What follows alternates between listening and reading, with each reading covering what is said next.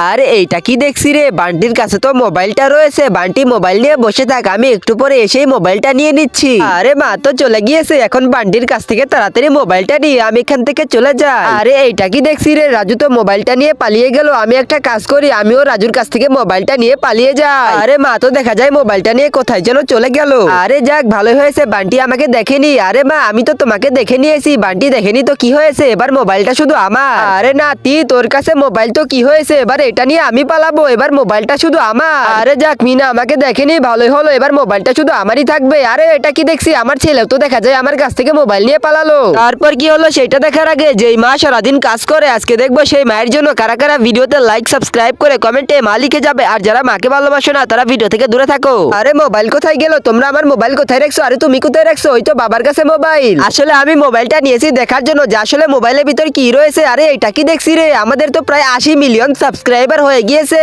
আরে বাহ, মনটা তো খুশি হয়ে গেল আমাদের। আমরা সবাই মিলে এটা দেখারই চেষ্টা করছিলাম। তোমাদেরকে অনেক ধন্যবাদ।